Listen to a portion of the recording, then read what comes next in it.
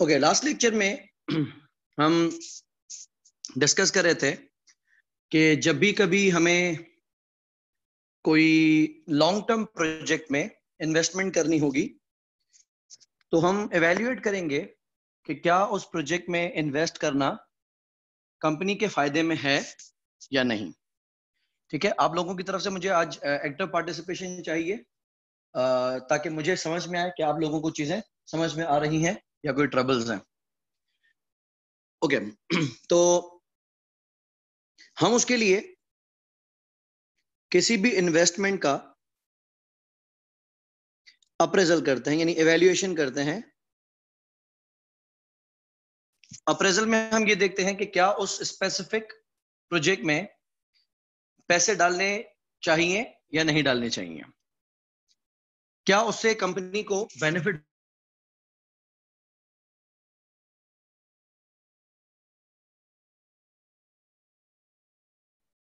क्या उससे share holder की वेल्थ,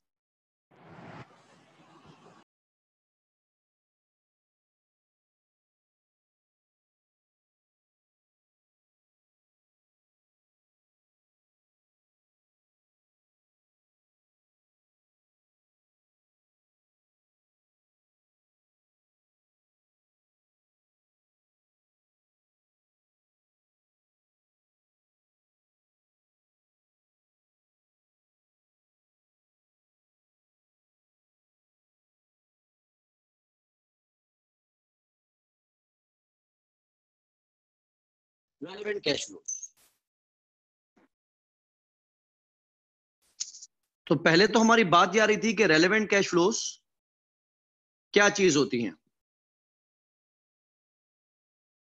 इसके ऊपर हमने डिस्कशन स्टार्ट किया था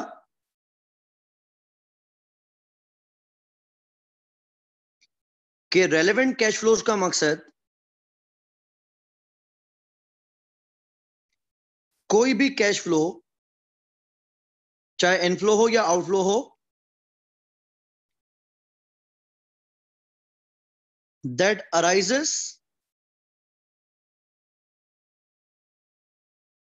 or is affected by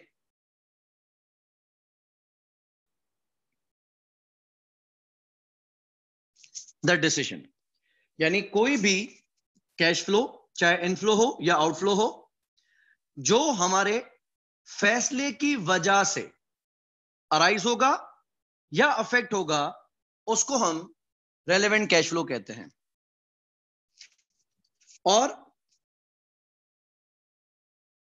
हम हर उस कैश फ्लो को इररेलेवेंट मानेंगे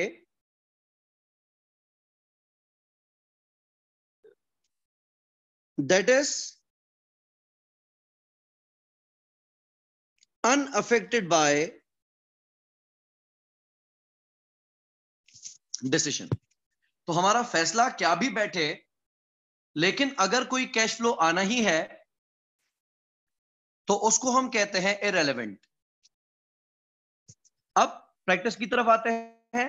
आप लोगों की जजमेंट भी मुझे चाहिए और आप लोग एक्टिवली क्वेश्चन भी मुझसे करिएगा, क्योंकि ये चीज, इस चीज को समझना बहुत जरूरी हो गया।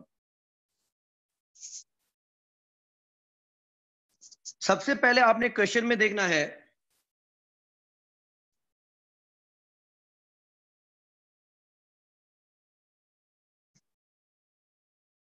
What is decision point.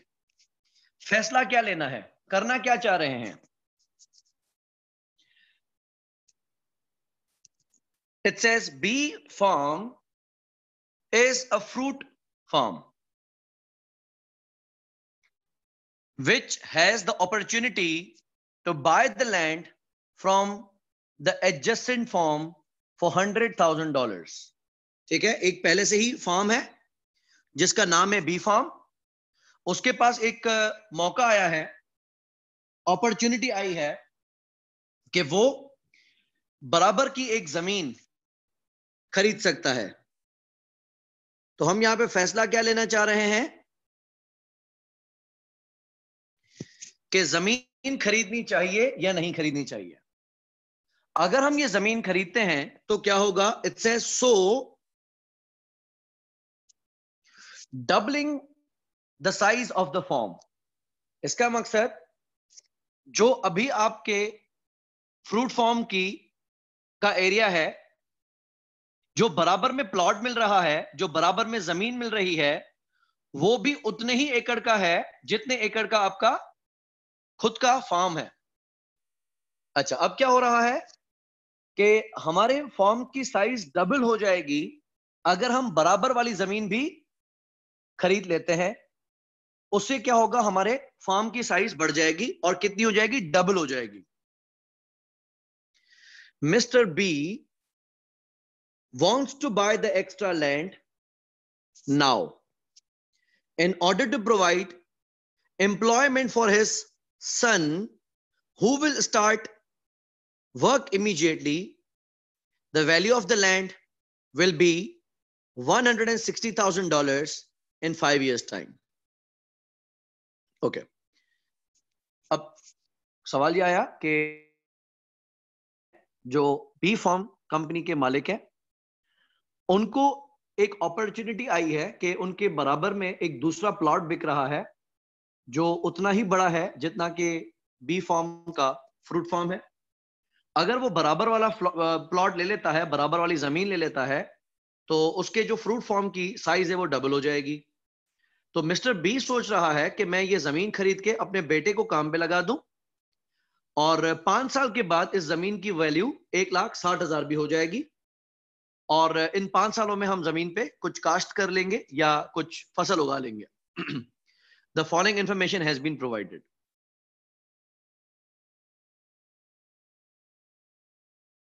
पहले हम इस चीज को देख चुके हैं कि फैसला हम क्या ले रहे हैं। फैसला हम ये लेना चाह रहे हैं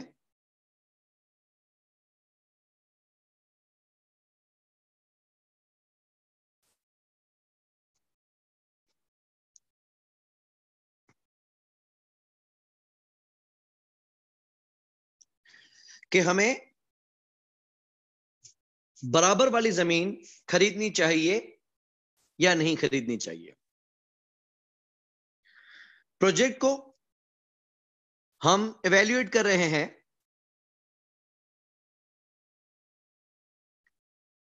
तो उसका टाइम होराइजन कितना है। एक है ईयर 0, 1 साल, 2 साल, 3 साल, 4 साल और 5 साल।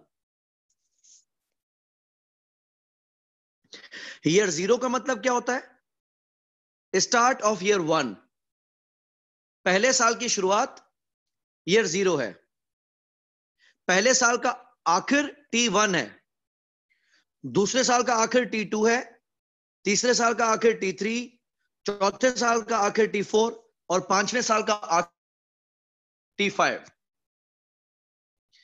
और अगर दूसरे साल की शुरुआत होगी तो क्या माना जाएगा, ये हमने पढ़ा था। इसका मकसद है एंड ऑफ ईयर 1, पहले साल का आखिर, या इसका मकसद है स्टार्ट ऑफ ईयर 2।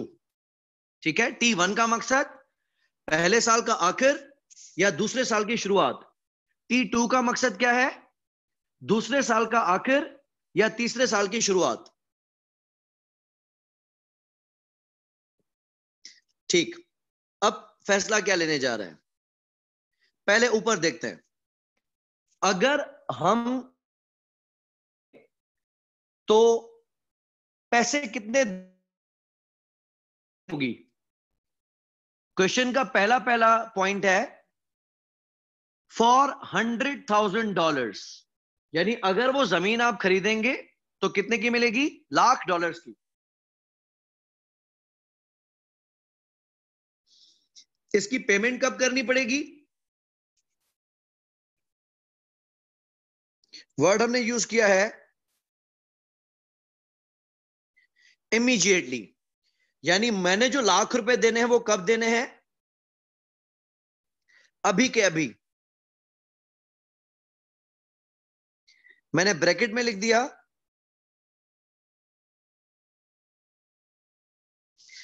कि मेरे लाख रुपए आउटफ्लो होंगे। ब्रैकेट में लिखने का मकसद है माइनस की फिगर, आउटफ्लो। तो अगर आप ये जमीन खरीदना चाहते हैं तो लाख रुपए आपने देने हैं मकान मालिक को। अच्छा, उसके बाद इसने ये बताया है कि यही जमीन 5 साल के बाद कितने की हो जाएगी? 1,60,000 की।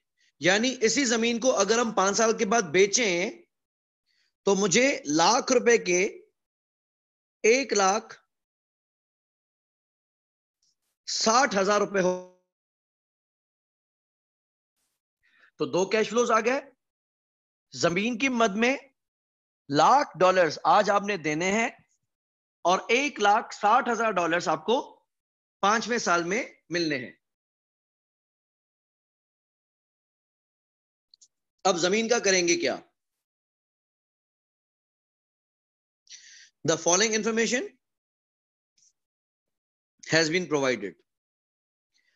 Mr. B's existing customer, which is a fruit drinks manufacturer, ठीक है, हमारा एक कस्टमर है जो कि हमसे फ्रूट खरीदता है और उसमें से ड्रिंक्स बनाता है, has assured Mr. B that they will buy here at an existing price of $9 per ton. तो हमारे बाग में से, हमारे फ्रूट फार्म में से जितनी भी फ्रूट्स आएंगे, जितनी भी फसल निकलेगी, वो फसल हमारा कस्टमर $9 पर टन के हिसाब से बाय कर लेगा। The cost of buying and planting the fruit bushes, हमें झाड़ियां लगानी है क्योंकि झाड़ियां लगाएंगे तो ही उसके दरख्त उगेंगे। तो झाड़ियां लगाएंगे तो उसकी कॉस्ट होगी $16,000 which will be paid immediately. पहले आप मुझे ये बताएं कि क्या ये फ्रूट बुशेस लगाना जरूरी है? क्या ये खर्चा रेलेवेंट है या इरेलेवेंट है? आपकी जजमेंट क्या कहती है? क्या ये 16,000 रुपए की झाड़ियां खरीदना जरूरी है?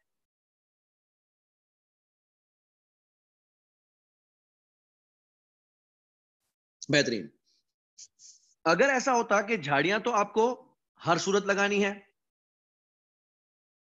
अगर आप जमीन खरीदते हैं तो भी झाड़ियां लगानी पड़ेंगी, नहीं खरीदते हैं तो भी झाड़ियां लगानी पड़ती, तो हम कहते हैं कि इरेलेवेंट है।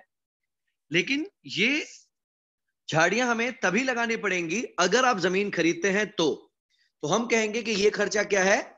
रेलेवेंट है। आप लोगों का जवाब ठीक है। सुनील, आपकी जजमेंट दुरुस्त होनी चाहिए। आपने कहा ये रेलेवेंट नहीं है, तो मैं यहां पे वाज़ेह कर रहा हूं क्योंकि ये बुशेस आप तभी खरीदेंगे अगर आप बगल वाली जमीन खरीदते हैं। अगर आप बराबर वाली जमीन नहीं खरीदते तो झाड़ियां खरीदने की जरूरत ही नहीं है। तो क्योंकि ये 16,000 रुपए की पेमेंट आपके फैसले की वजह से ही हो रही है, तो इसको हम कहेंगे कि ये रेलेवेंट है। अच्छा, 16,000 रुपए का खर्चा रेलेवेंट है, लेकिन ये पेमेंट करनी कब है? ये आउटफ्लो कौन से साल में होगा? 0 में, 1 में, 2 में, 3 में, 4 में कि 5 में?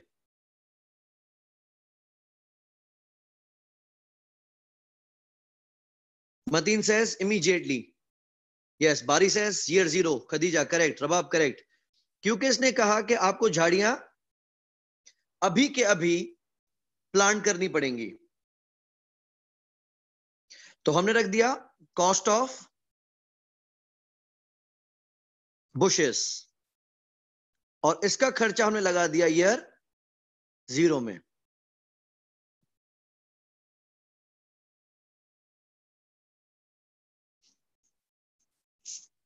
ठीक हो गया, बेहतरीन। एमएल बिल्कुल सही है, नवीन बिल्कुल सही है। अच्छा, अब हम अगले पे आते हैं। For the first 2 years of operation, जमीन खरीदने के पहले 2 साल में there will be no fruit yield.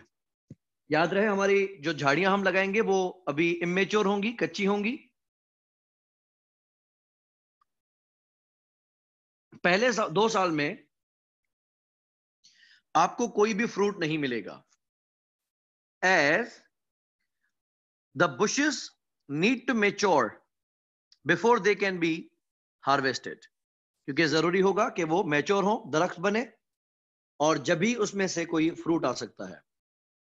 तब तक हम क्या करेंगे, केमिकल फर्टिलाइजर्स एंड पेस्टिसाइड्स, जराई अद्वियात और खाद जमीन को जान देने के लिए और कीड़े मकोड़ों को मारने के लिए, will need to be applied to the land to ensure the bushes are healthy at a cost of $11,000 each year from first year.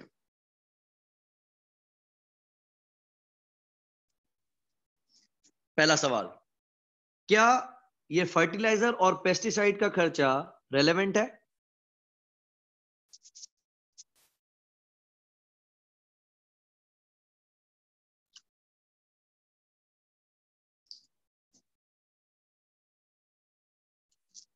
Good, yes yes yes yes, good. बारी बिल्कुल ठीक है, साहिल सही है, नवीन बेहतरीन। तो आप सब कह रहे हैं कि ये केमिकल्स का खर्चा रेलेवेंट है, बिकॉज आप लोगों को पता है कि ये खर्चा जब ही आएगा जब हम ये जमीन खरीदेंगे। यस, अगर ये केमिकल फर्टिलाइजर हर सूरत देने होते तो फिर तो इरेलेवेंट था, लेकिन जमीन खरीदेंगे, झाड़ियां लगाएंगे, यस, तो उनकी सेफ्टी के लिए और उनको हेल्दी बनाने के लिए जरूरी है। तो मैंने ये लिख दिया कि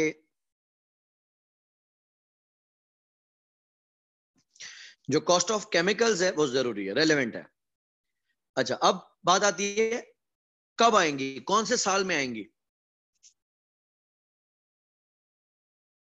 आपके हिसाब से ये 11,000 की कॉस्ट कौन से साल में आएगी?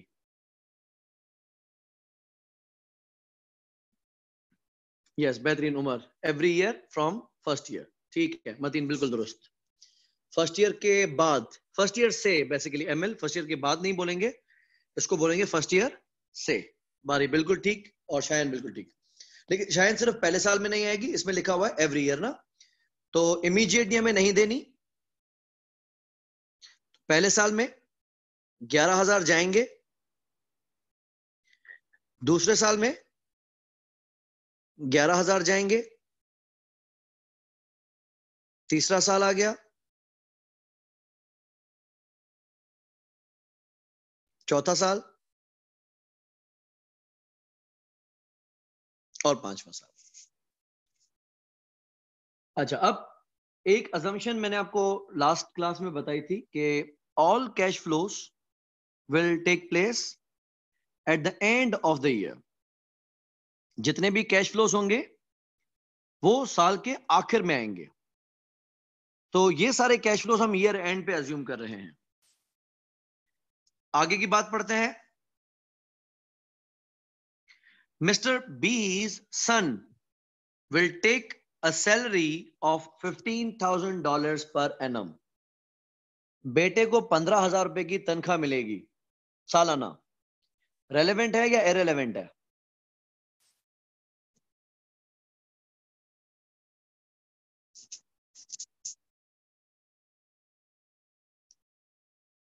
ठीक है, ठीक है। और उमर सही है, रेलेवेंट। सुनील ठीक है, साहिल सही है।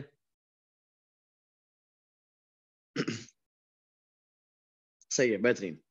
तो क्योंकि बेटा है तो क्या हुआ, काम तो करेगा ना,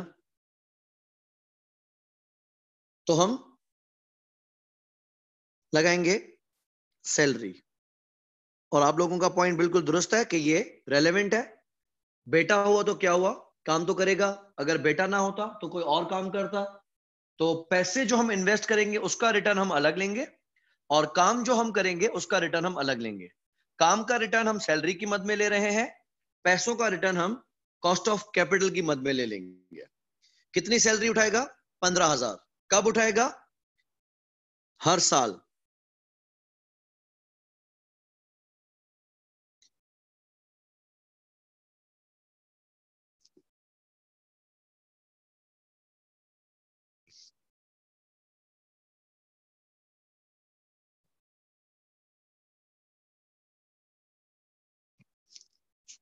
$15,000 ठीक हो गया।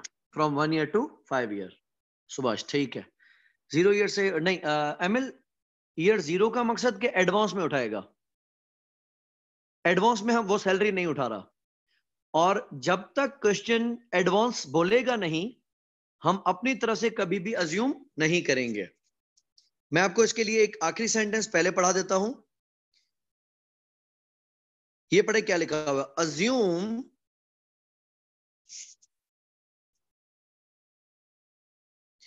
that all cash flows occur at the end of each year unless otherwise stated। जब तक वो एडवांस या इमीडिएटली कहता नहीं है, तब तक हम अपनी तरफ से किसी भी कैश फ्लो को एडवांस नहीं मानेंगे, जब तक वो कहता नहीं। ठीक है, अगला। The fruit harvested is predicted to be as follows. पहले साल में जैसा ऊपर बात की गई थी, कोई फ्रूट नहीं निकलेगा। दूसरे साल में जैसा ऊपर कहा गया, कोई फ्रूट नहीं निकलेगा।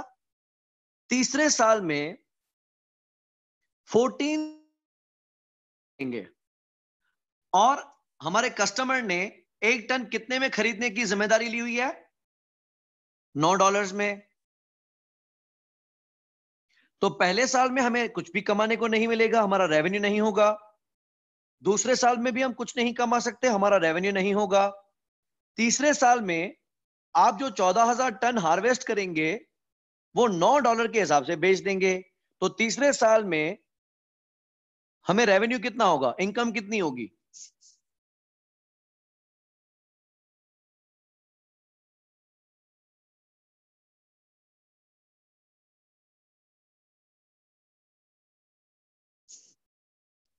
$1,26,000। 1,26,000 सही है, सही है। उमर 1,26,000, नवीन 1,26,000। ठीक है, कौन से साल में आएगी? अभी तो कोई फ्रूट नहीं मिलेगा, पहले साल में भी नहीं मिलेगा, दूसरे साल में भी नहीं मिलेगा। तो तीसरे साल में हमें, मैं ब्रैकेट में नहीं डाल रहा इसको, हाँ ब्रैकेट में मतलब आउटफ्लो, जबकि ये 1,26,000 इनफ्लो है, थर्ड ईयर से। बेहतरीन, थर्ड ईयर से, गुड। चौथे साल में कितना फ्रूट है? 18,000। बिकेगा कितने में? $9 में। तो चौथे साल का रेवेन्यू कितना होगा? 162।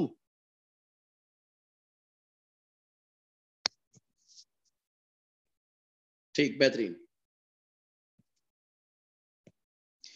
तो चौथे साल में हमारी सेल्स हैं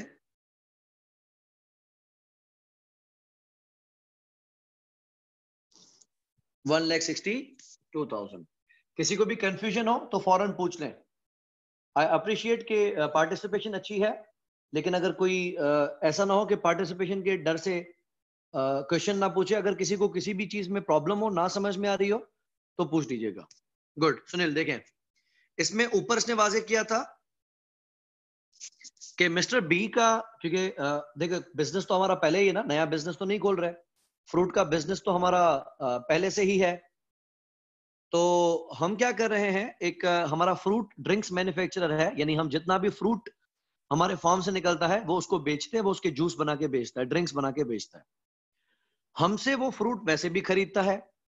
अभी उसने कहा कि अगर आप जितना भी फ्रूट बनाओगे, यानी मजीद आप एक जमीन लगाते हो, उसमें भी फ्रूट लगाते हो, जितना भी फ्रूट आप सप्लाई कर सकते हो, मैं आपसे $9 पर टन के हिसाब से तमाम का तमाम तर फ्रूट खरीद सकता हूं, खरीदने के लिए तैयार हूं। तो पहले साल में तो हमारे नए फार्म, अच्छा जो पुरानी आपके फ्रूट बिक रहे हैं वो तो वैसे ही बिक रहे हैं, जो पुराना आपका बाग लगा हुआ है वो तो पहले से ही लगा हुआ है, तो उसका तो इस फैसले से कोई ताल्लुक नहीं है, वो तो इररेलेवेंट है। लेकिन जो नया फ्रूट हार्वेस्ट होगा इस नए फार्म से, वो होगा 14,000 टन पहले में, और 18,000 टन दूसरे साल में, और 24,000 टन तीसरे साल में। और जितने टन्स भी आप हार्वेस्ट करोगे $9 के हिसाब से वो कस्टमर हमसे खरीद लेगा। तो 14,000 को मल्टीप्लाई किया हमने 9 से, आपने मुझे आंसर बताया 1,26,000। फिर 18,000 को आपने मल्टीप्लाई किया 9 से, आपने मुझे आंसर बताया 1,62,000। पांचवें साल में आप फ्रूट बनाएंगे 24,000 टन और बेचेंगे $9 के हिसाब से। तो 24,000 टन मल्टीप्लाई बाय 9 कितना होगा? एमएल ने जवाब दिया है पहले 2,16,000। ओके, तो 16, जबरदस्त। सुनील कंफ्यूजन हो तो पूछ सकते हैं, शायन कंफ्यूजन हो तो पूछ सकते हैं।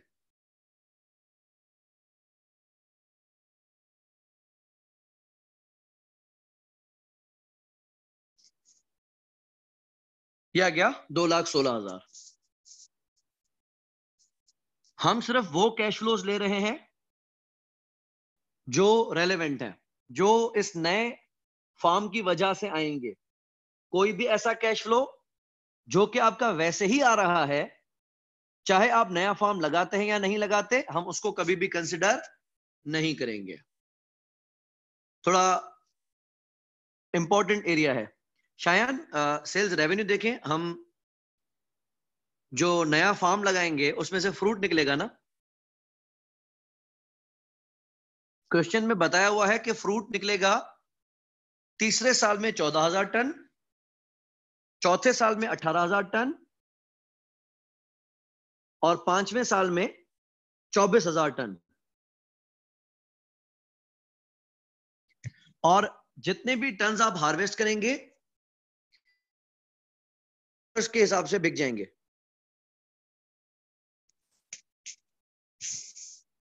ठीक है शायन, तो 14,000 टन आप तीसरे साल में निकालेंगे, उसको 9 से मल्टीप्लाई करो।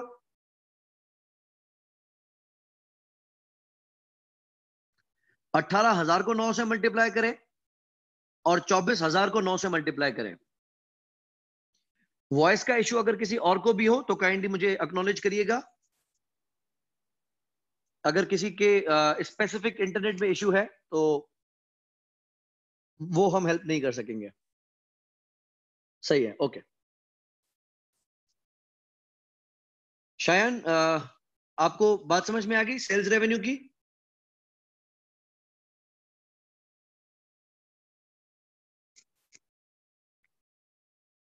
ठीक है, अगला ये कहता है,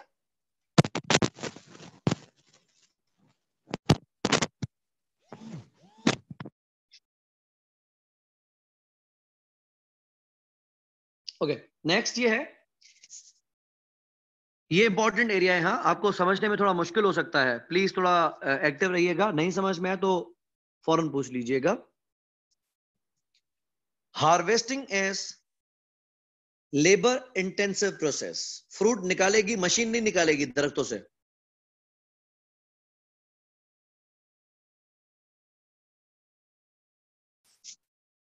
जितना भी फल पकेगा, फ्रूट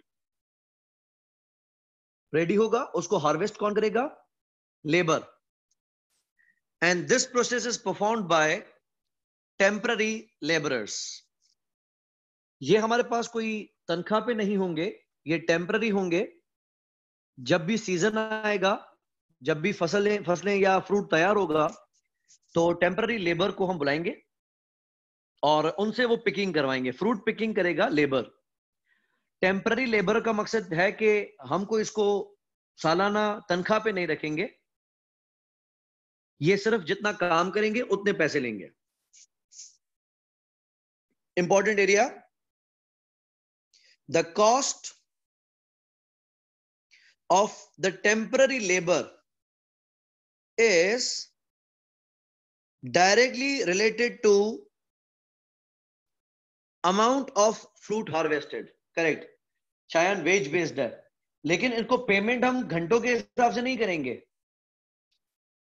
हम इनको पेमेंट करेंगे जितना फ्रूट निकलेगा, ना तो हम इसको हफ्ते की पेमेंट देंगे, ना इनको दिहाड़ी देंगे, नहीं पर डे भी नहीं है, थोड़ा टाइम के हिसाब से इनकी इनकम फिक्स नहीं है। It is amount of fruit harvested, यानी हम ये कह सकते हैं कि हम इनको पे करेंगे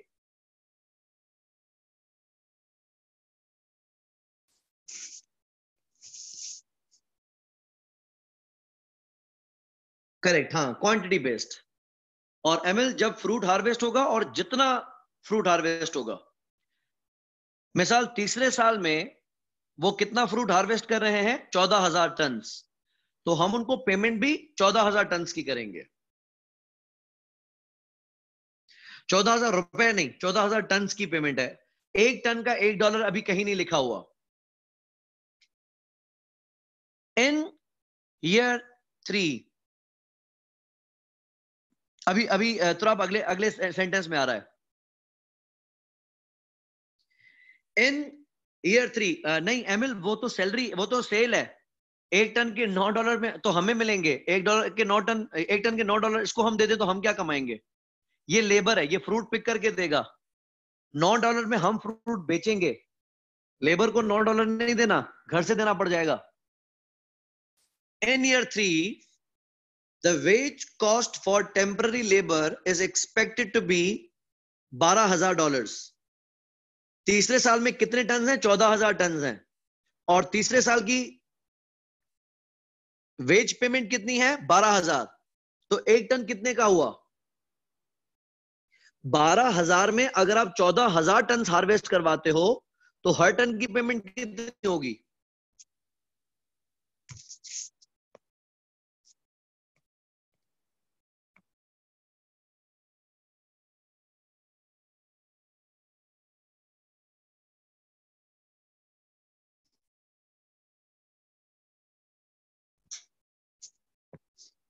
मतीन, 14,000 टन 12,000 रुपयों में,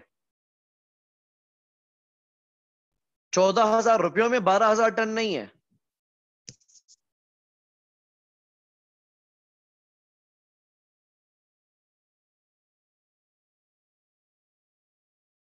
$12,000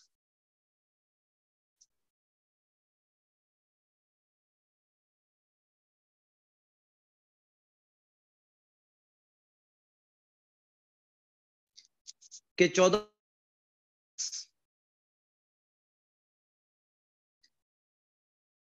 तो हर टन आ गया 0.8571 का।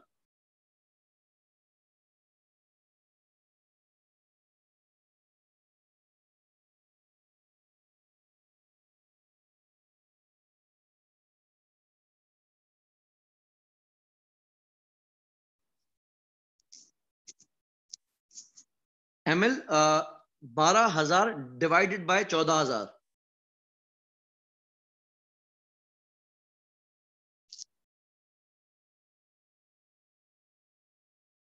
12,000 डिवाइडेड बाय 14,000 टन, तो हर टन कितने का हुआ? 0.8571। अच्छा, चौथे साल में कितना फ्रूट निकलेगा निकलेगा? 18,000 टन। अगर हर टन का 0.8571 है तो मल्टीप्लाई किया हमने इसको 18,000 से। अगर आप उसको राउंडेड अप रखते हो तो तकरीबन तकरीबन यह रहा है 15,430 रुपए। एक टन के 85 पैसे हैं, तो 18,000 टन की पेमेंट कितनी होगी? 15,430 राउंडेड अप।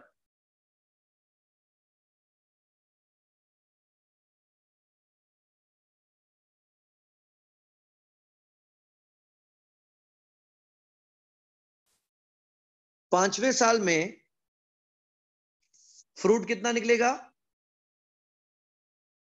24,000 टन।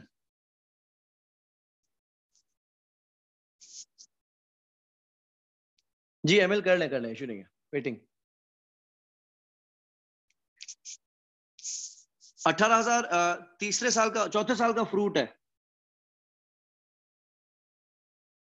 अगर हर 1 टन हार्वेस्ट करने के आप 0.857 देते हो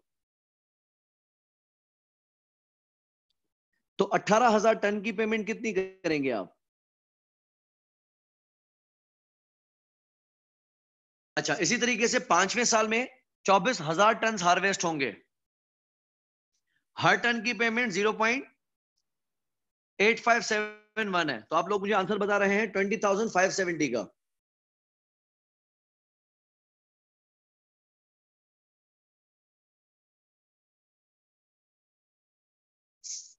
किसी को कंफ्यूजन हो तो पूछ ले अभी।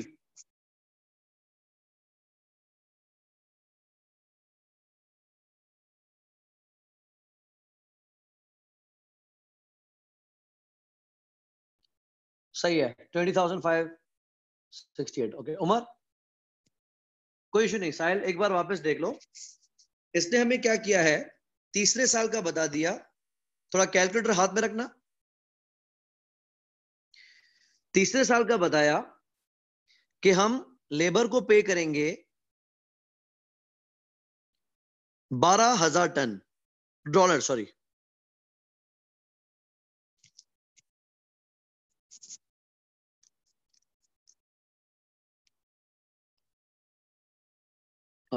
बारी मुझे 11,000 नहीं, ये तो तीसरे साल का है ना। हाँ तीसरे साल का है, सही है। तीसरे साल की फिगर असल में इसने दी हुई ना ऊपर 12,000 की, इसलिए राउंड अप डिफरेंस हटा हुआ है। तो 11,999 के हैं या 12,000 के हैं, बात एक ही है। साहिल और उमर, 12,000 डॉलर्स आप पे करेंगे तीसरे साल में। लेकिन हमने ये वाजे किया, कहा कि हम लेबर को कोई माहाना या सालाना तनख्वाह नहीं देंगे, ये हमारे टेम्पररी लेबर्स हैं। इनको सिर्फ और सिर्फ हम पेमेंट करेंगे जितना ये फ्रूट निकालेंगे। तीसरे साल में जब ये फ्रूट हार्वेस्ट कर रहे होंगे 14,000 टन का, तो हमने क्या किया, 12,000 डॉलर्स 14,000 टन्स के। तो कॉस्ट पर टन कितनी होगी, डॉलर्स पर टन कितने होंगे? न्यूमरेटर में डॉलर है, डिनोमिनेटर में टन्स हैं। तो 12,000 को अगर आप 14,000 से, तो हर 1 टन के पैसे कितने बनेंगे? 0.851। ठीक है उमर, तो यानी हम उसको दे रहे हैं 85 पैसे 1 टन हार्वेस्ट करने के।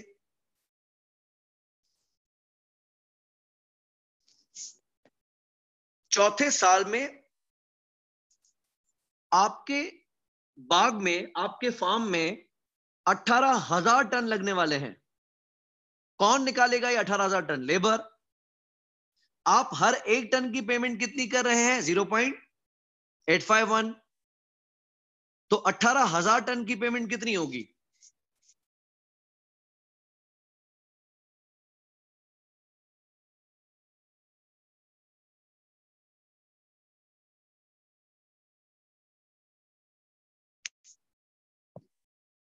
$15,426, 15,318। ठीक है, ठीक है, कोई इशू नहीं है। आप इसको अगर 3 डिजिट्स में राउंड अप करते हैं तो ये आंसर आएगा।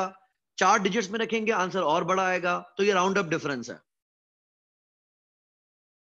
देखिए मैंने यहां पे किया था 0.857। अच्छा एक सेकंड, ये 851 है या 8571 है ना? ये तो आप लोगों ने मुझे आंसर बताया 0.851। अली अहमद ने सही बताया, 857 है।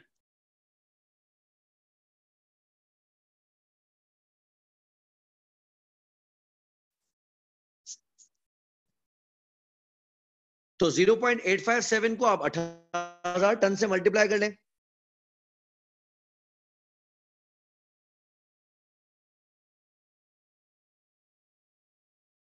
हाँ साहिल, 0.851 नहीं आ रहा, 0.857 आ रहा है। सही है। तो अली अभी आंसर आ रहा है 15,426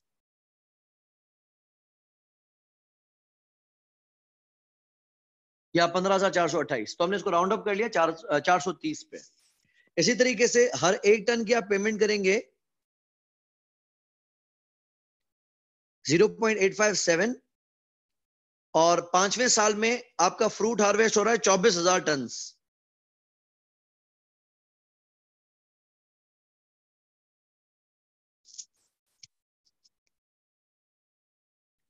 तो इसको 18,000 को चेंज करके हमने रख दिए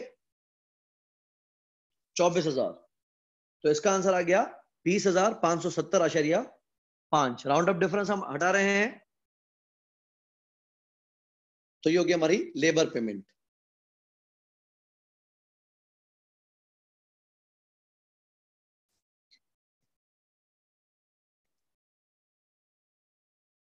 पेमेंट करेंगे तो आउटफ्लो माइनस में दिखाएंगे।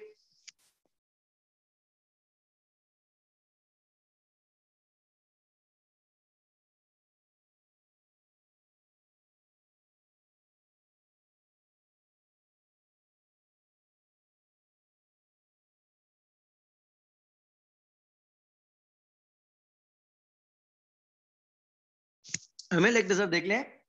$12,000 को हमने 14,000 टन से तकसीम किया ना, क्योंकि हमें कॉस्ट पर टन निकालनी है, टन पर कॉस्ट नहीं निकालनी, टन पर डॉलर नहीं निकालना। तो डॉलर्स को हमने तकसीम किया वजन से, तो हर 1 टन के हम पैसे दे रहे हैं 85 पैसे या 86 पैसे। अब आप मल्टीप्लाई करते जाओगे जितने जितने टन वो हार्वेस्ट करेगा। तो चौथे साल में 18,000 टन है और 5वें साल में 24,000 टन है, और हर 1 टन हार्वेस्ट करने के 0.857 हम दे रहे हैं। तो चौथे साल का वेज बनेगा 15,426 या 15,430, और 5वें का बनेगा 20,570।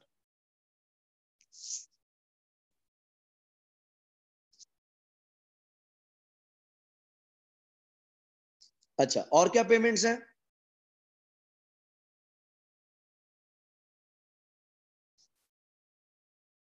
ये बहुत इंपॉर्टेंट अगला है, यहाँ पे भी बहुत ज्यादा बच्चे कंफ्यूज होते हैं। The existing firm has overheads of 31,250 per year. ध्यान देना, ये किसके ओवरहेड्स हैं?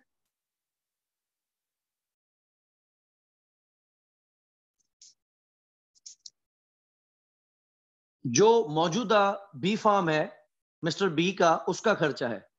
तो भाई उसका खर्चा हम क्या करें? ये तो खर्चा वैसे ही आ रहा है। तो हम बराबर वाली जमीन खरीदें या ना खरीदें, आपके फॉर्म का 31,250 रुपए का खर्चा है तो है, मैं क्या करूं? ये हमारे लिए इररेलेवेंट है। आगे कहता है 20% of this relates to farm office. अच्छा, अब तोड़ के देखते हैं।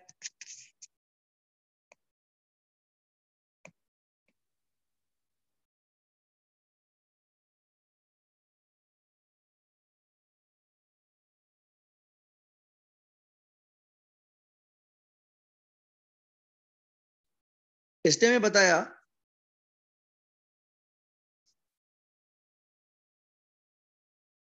कि एग्जिस्टिंग फॉर्म का ओवरहेड है 31,250,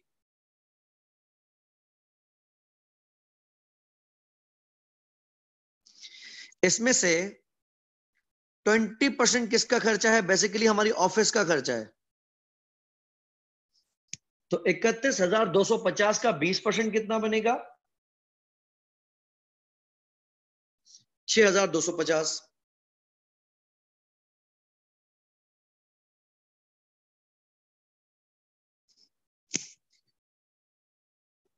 सही हो गया, क्योंकि ये फॉर्म ऑफिस का खर्चा है तो ये भी हमारे लिए इररेलेवेंट है।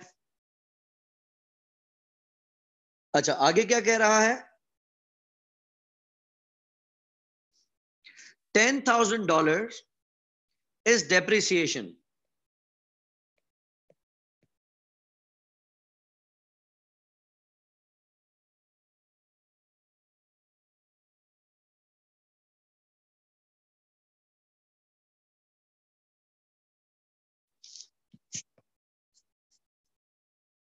अच्छा, अब ध्यान दें, फॉर्म ऑफिस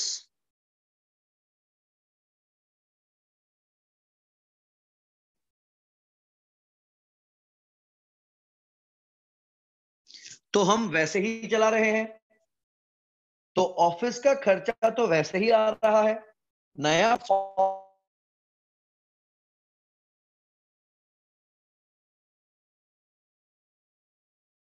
हो रहे हैं, तो फिर टेंशन की क्या जरूरत है, क्योंकि आपके ऑफिस का खर्चा वैसे ही आ रहा है,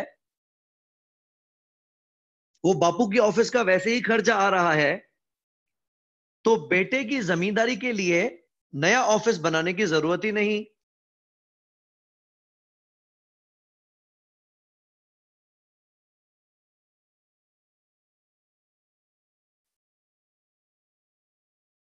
दूसरा, डेप्रिसिएशन हमेशा एक नॉन कैश आइटम होता है, और नॉन कैश आइटम को हम हमेशा हमेशा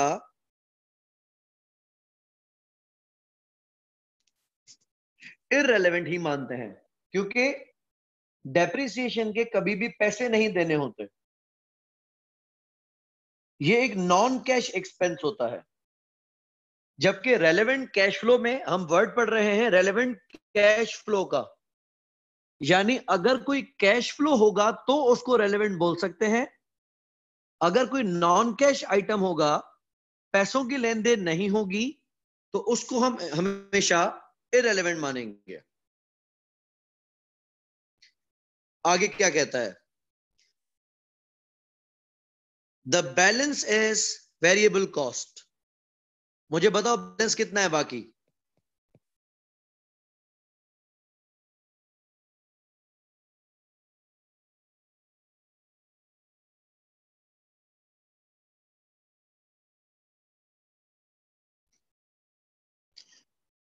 $31,250 में से 6,250 तो फॉर्म ऑफिस का खर्चा है और 10,000 की डेप्रिसिएशन है। बाकी आप मुझे अमाउंट बता रहे हैं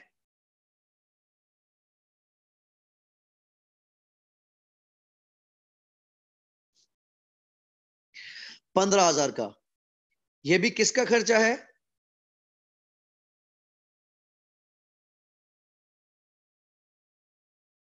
ये तो एग्जिस्टिंग फॉर्म का है, न्यू फॉर्म को तो नहीं है, तो इसको भी हम क्या कहेंगे?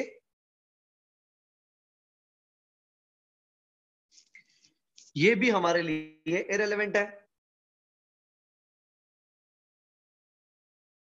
सही है, मकसद समझ में आ रहा है? क्योंकि ये जो तमाम तर 31,200 रुपए का 50 का खर्चा है, वो तो बापू का है, वो तो बाबा जी वैसे ही खर्चा कर रहे हैं। अली अहमद, ये 15,000 क्योंकि एग्जिस्टिंग फॉर्म का खर्चा है। जो आप फॉर्म को डबल कर रहे हैं, जो आप न्यू फॉर्म बना रहे हैं, ये खर्चा उसका नहीं है, ये उस फॉर्म का खर्चा है जो 20 आप वैसे ही चला रहे हैं। ये खर्चा हमारे नए फॉर्म की वजह से थोड़ी ना आ रहा है। अच्छा, अब आगे बढ़ते हैं। In the first year of operation, variable overheads will increase in proportion to increased size of the firm. आप मुझे बताएं कि जो जमीन हम खरीद रहे हैं, उससे हमारी फर्म की साइज पे क्या सीन पड़ रहा है, कितने से बढ़ रही है?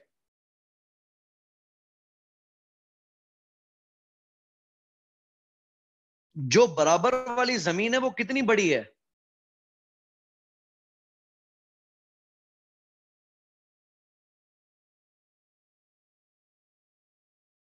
बेहतरीन उमर, डबल हो जाएगी। खदीजा बिल्कुल सेम है।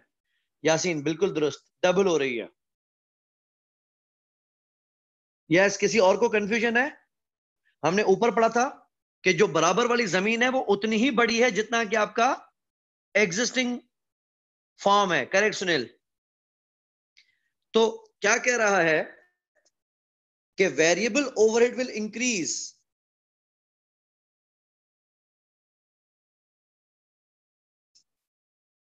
कितने से बढ़ेगा? In proportion to the increase size of the farm. यानी अब हमारी जो टोटल कॉस्ट हो जाएगी वो डबल हो जाएगी।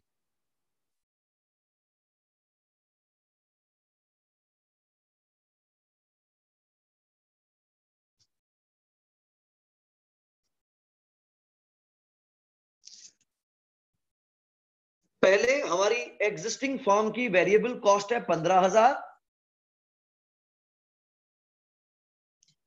जब आपका फॉर्म साइज डबल हो जाएगा तो वेरिएबल कॉस्ट भी क्या होगा?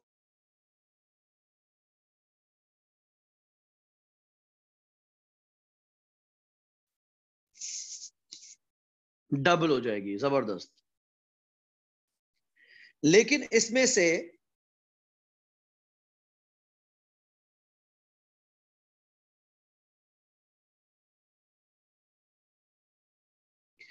$15,000 का खर्चा तो वैसे ही आ रहा है।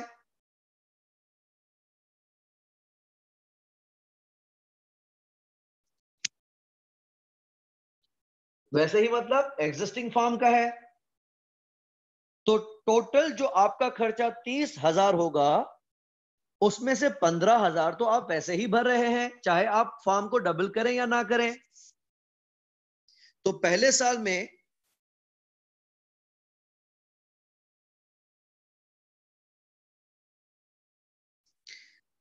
हमारा वेरिएबल ओवरहेड रेलेवेंट कितना होगा?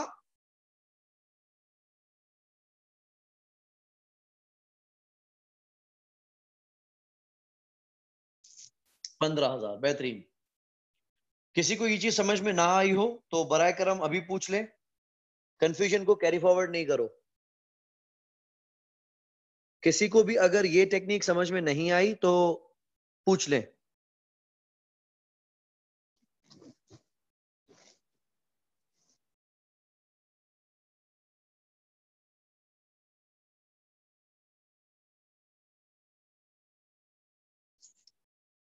ठीक है, क्लियर है। ये हो गया हमारा पहला साल।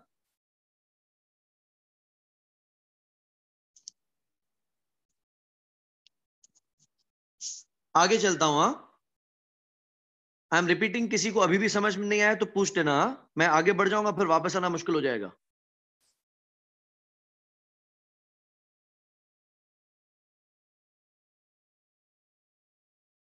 अच्छा, अब आगे क्या कह रहा है? But in subsequent years, subsequent मतलब उसके बाद। ओके एमएल, एक बार इसको वापस समझना। कैलकुलेटर आपके पास होना चाहिए। हाँ, इसने कहा कि जो हमारा मिस्टर बी, जो बाबू है, बेसिकली बापू के पास एक फॉर्म है जो कि वैसे ही चल रहा है। बेटा तो अब नया सोच रहा है ना। कहता है कि उसके फॉर्म का जो ओवरहेड है वो $31,250 है। तो हम ये कहेंगे है तो है, हम क्या करें? नए फॉर्म की वजह से तो नहीं आ रहा ना, ये तो वैसे ही आ रहा है। तो कहता है जी आप सही कह रहे हो, बात पूरी सुन ले। आगे क्या कहता है? कहता है उसमें से जो 20% खर्चा है वो फॉर्म की ऑफिस का है। तो बाप बेटे आपस में बने हुए हैं। वो कहते हैं चले ऑफिस तो हम एक ही चला लेंगे। तो जो 20% आपने इसका कैलकुलेट करके मुझे बताया वो था 6,250, 6,250। वो खर्चा तो डबल नहीं करने की जरूरत। अगर ये कहता कि हमें एक नया ऑफिस बनाना पड़ेगा नए फॉर्म के लिए तो वो 6,250 का खर्चा भी और आता। लेकिन अगर एक ही ऑफिस से दोनों फॉर्म संभल रहे हैं तो 6,250 का खर्चा रिपीट नहीं होगा, और वो क्योंकि वैसे ही आ रहा है। उसके अलावा 10,000 का खर्चा डेप्रिसिएशन का है, और डेप्रिसिएशन हमेशा इरेलीवेंट होती है क्योंकि नॉन कैश होती है। कहा कि बैलेंस जो खर्चा है वो वेरिएबल है। वेरिएबल मतलब जो आउटपुट की वजह से या फॉर्म की वजह से आता है। तो हमने क्या किया, हमने 31,250 में से 31,250 में से 6,250 कैलकुलेट निकाल दिए फॉर्म ऑफिस के, और 10,000 माइनस कर दिए डेप्रिसिएशन के। बाकी जो वेरिएबल खर्चा आया वो 15,000 आया। भाई आया क्या, वो तो वैसे ही आता है, वो तो एग्जिस्टिंग फॉर्म का खर्चा है, उससे मुझे सर में क्या दर्द है। तो आगे इसने बताया कि जो वेरिएबल कॉस्ट है वो आपके फॉर्म के साइज के हिसाब से बढ़ जाएगी। और हमने क्वेश्चन के बिगनिंग में पढ़ा था कि बराबर वाली जमीन खरीद के हम फॉर्म के साइज को डबल कर देंगे। जब आपके फॉर्म का साइज डबल हो रहा है तो वेरिएबल कॉस्ट भी डबल हो जाएगी। 15,000 की चीज 30,000 रुपए में हो जाएगी। 30,000 रुपए में से 15,000 का खर्चा तो आप अभी भी भर रहे हो ना, वो नए फॉर्म की वजह से तो नहीं आएगा। तो हमने 30,000 में से 15,000 हटा दिए, जो कि खर्चा हमारा वैसे ही आ रहा है। तो बाकी 15,000 का खर्चा इजाफी आएगा नए फॉर्म की वजह से। इसलिए हम सिर्फ 15,000 रुपए को रेलेवेंट मान रहे हैं, जो कि इजाफी आ रहे हैं।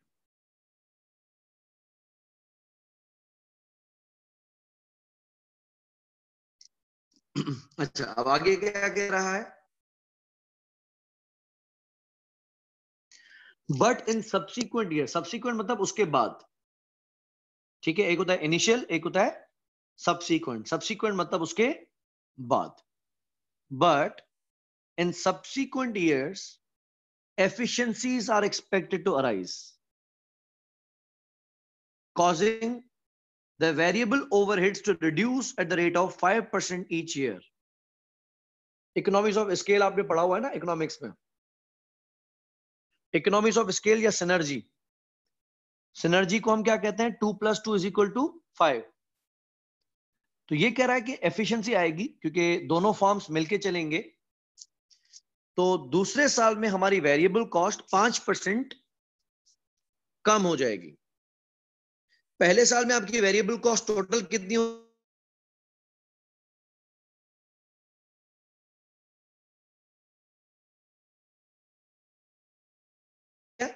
30,000।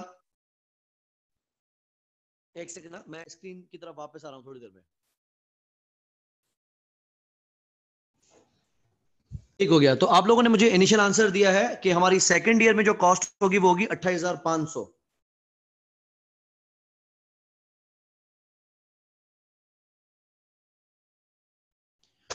किसी को इस फिगर से एतराज है तो बात कर सकते हैं। जोना, मैं थोड़ी देर में वापस आता हूं आपके इशू पे। मुझे सिर्फ आप ये गाइड कर दें कि आपका ब्रेक कहां से हुआ था जोना। देखिए हमारी कॉस्ट है 30।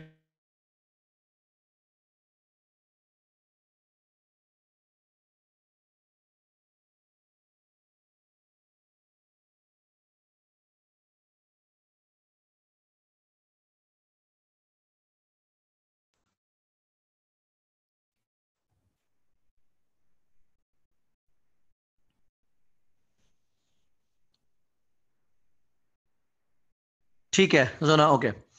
तो 15,000 का खर्चा तो आप पहले वैसे ही भर रहे हो। अब आपका टोटल खर्चा हो जाएगा 28,500। और यह भी बात याद रहे कि एफिशिएंसी जो आ रही है वो नए फॉर्म की वजह से आ रही है। तो एफिशिएंसी का पूरा फायदा भी नए फॉर्म को मिलेगा। आपने सिर्फ अपने 15,000 रुपए पे 5% नहीं कम करने, टोटल 30,000 रुपए के ऊपर 5% कम करने। तो ये हो गया 28,500, जिसमें से 15,000 का खर्चा तो आप वैसे ही भर रहे हैं। तो नए फॉर्म की वजह से इजाफी खर्चा कितना आ जाएगा,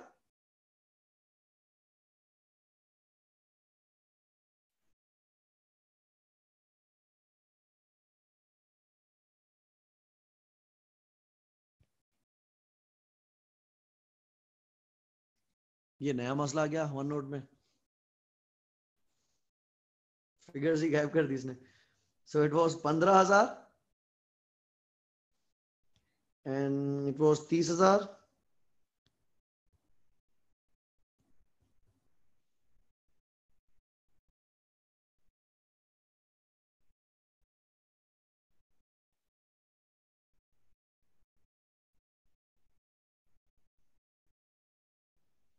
ये हमने कितना कैलकुलेट किया था? 28,500.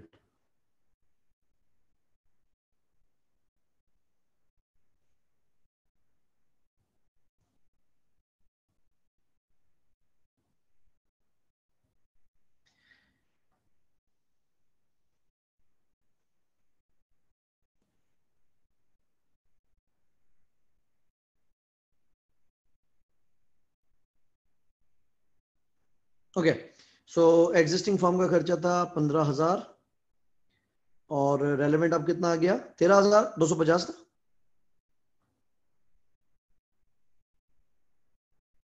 ये आ गया T2 में. ठीक है उमर, बिल्कुल ठीक है. जोना अब आप कैच करना और खदीजा आप भी कैच करना. हमारे एग्जिस्टिंग फॉर्म का खर्चा 31,250 है. जी जी 13,500. Yes yes, sorry my mistake.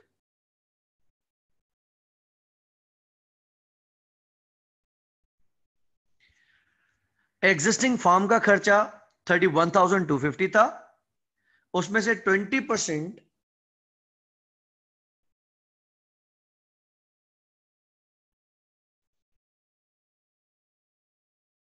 Form office का खर्चा था. क्योंकि ये खर्चा फॉर्म ऑफिस का है तो ये इरेलेवेंट है क्योंकि आपका वैसे ही आ रहा है. उसके बाद हम आए थे डेप्रिसिएशन पे. डेप्रिसिएशन उसने बताई थी कि 10,000 है. तो हमने 31,250 से 6,000 माइनस किए फॉर्म ऑफिस के और 10,000 माइनस किए डेप्रिसिएशन के. तो वेरिएबल कॉस्ट आ गई 15,000. लेकिन ये 15,000 का जो खर्चा है ये भी एग्जिस्टिंग फॉर्म का ही खर्चा है. तो हमारे लिए तो ये 15,000 भी इरेलेवेंट है.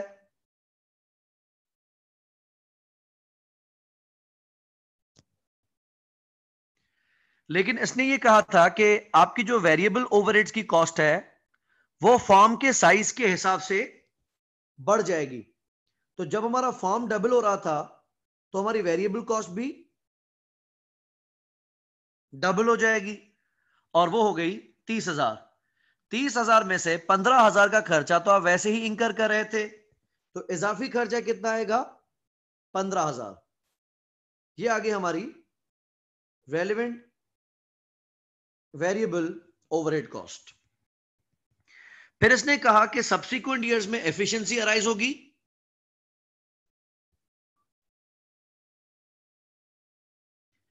और एफिशिएंसी का गेम ये होगा कि उसकी वजह से हमारी वेरिएबल कॉस्ट 5% कम होगी. मुझे अब आप बताओ तीसरे साल की वेरिएबल रेलेवेंट कॉस्ट कितनी होगी? मैं एक सेकंड में आपको वापस ज्वाइन कर रहा हूं.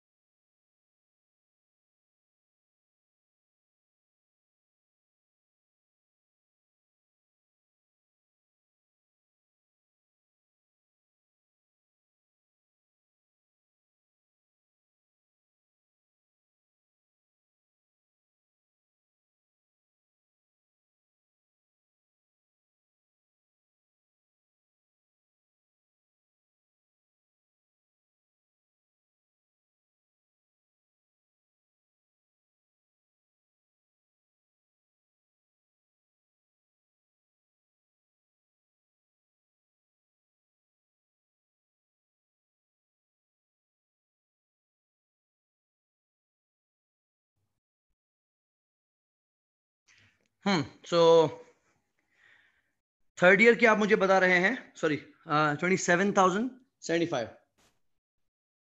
Let's calculate. पहले साल हमारी टोटल कॉस्ट थी 30,000, अगले साल उसका 5% कम हुआ. अभी आप 28,500 का मजीद 5% कम करेंगे, तो इट इज 27,075.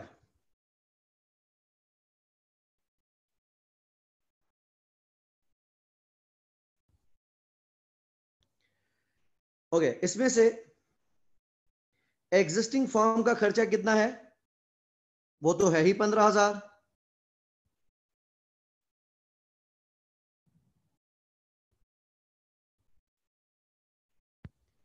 तो एक्स्ट्रा कॉस्ट कितनी है न्यू फॉर्म की वजह से?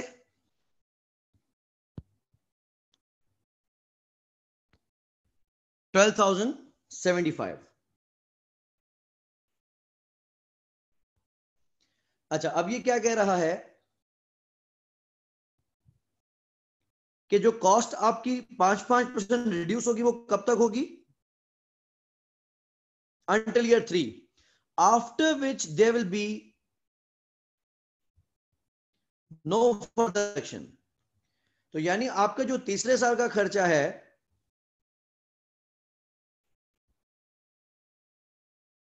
आइंदा आने वाले सालों में भी वही रहेगा. तो पहले साल में आपका खर्चा है 15,000,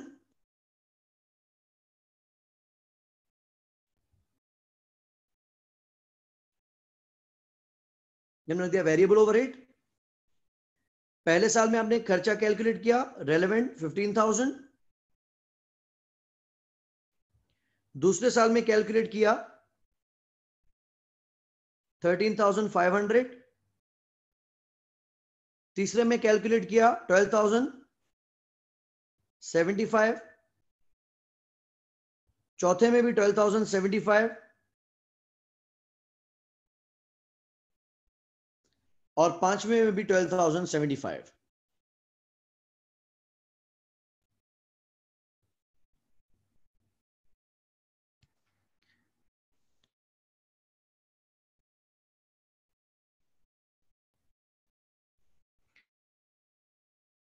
A new tractor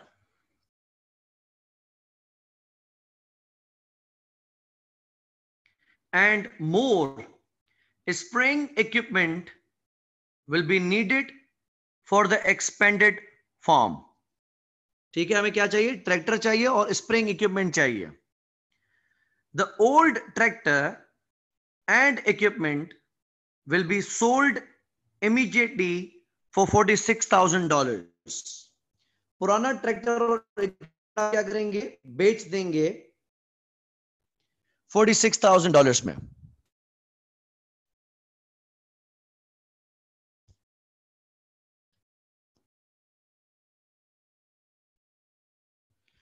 मुझे आप ये बताएं कि क्या ये $46,000 रेलेवेंट है या इरेलेवेंट है?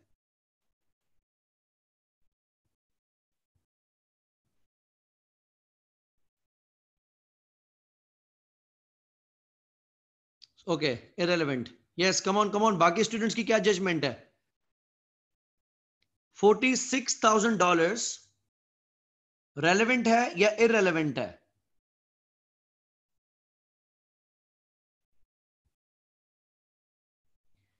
एमएल, नए फॉर्म पे पुराना नहीं चल सकेगा, हमें न्यू चाहिए. ऊपर पहले लिखा हुआ है a new tractor and more equipment will be needed for the expanded form.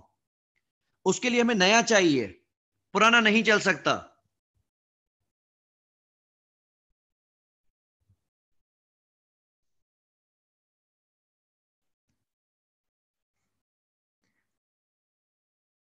$40,000 आप कमाएंगे अगर आप ट्रैक्टर को बेचते हैं तो. और पुराना ट्रैक्टर आप क्यों बेचेंगे? अगर आप नया फॉर्म लगाएंगे तो नए फॉर्म को लगाने की वजह से पुराना ट्रैक्टर बेचना पड़ेगा और नए फॉर्म लगाने की वजह से ही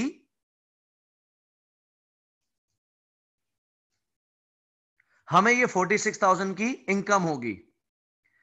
this $46,000 cost is relevant. Yes, Emil, कुछ कहना चाह रहे हो?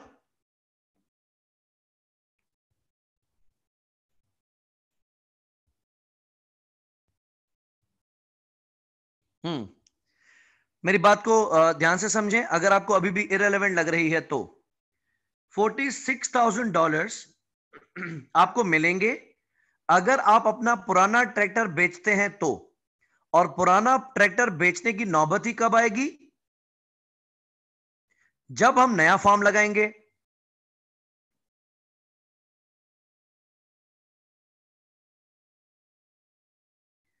तो नए फार्म लगाने की वजह से पुराना ट्रैक्टर बेचेंगे और पुराना ट्रैक्टर बेचने से हमें ये पैसे मिलेंगे.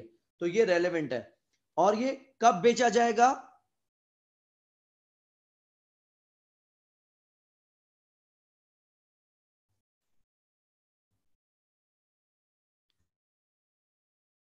इमीडिएटली. यस मोहम्मद उमर, बिल्कुल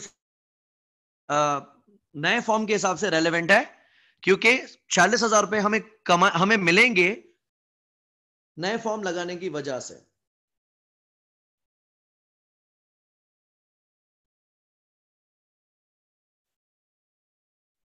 और हमें ये पैसे मिलेंगे इमीडिएटली 46,000. ये हमने रख दिया ईयर जीरो में. ईयर जीरो मतलब इमीडिएटली, अभी का अभी.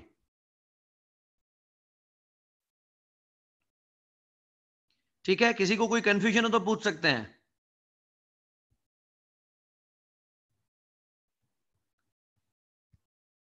अच्छा, अब आगे क्या है? The new equipment will be purchased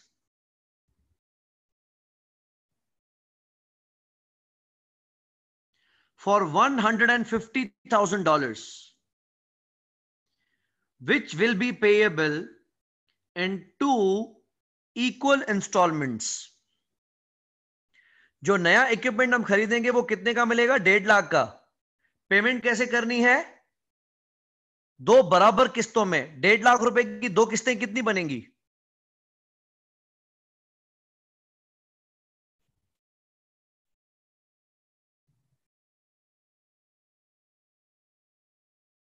correct, 75,000. देनी कब कब है? 1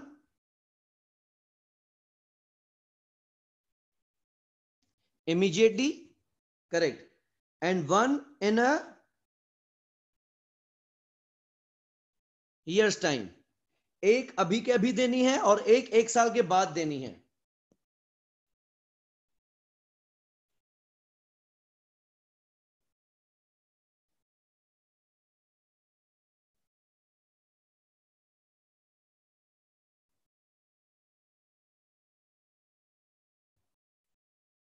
तो अभी हमें देने हैं 75,000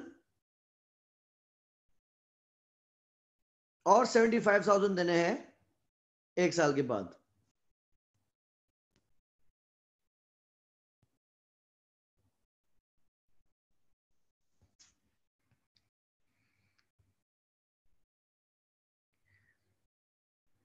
ठीक है, किसी को कोई कंफ्यूजन तो नहीं है यहां तक?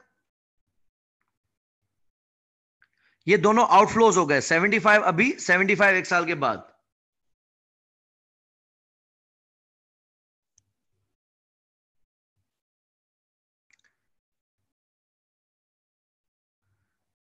ठीक, बेहतरीन. Last area, alternative storage will be required for the new equipment as the existing barn is too small.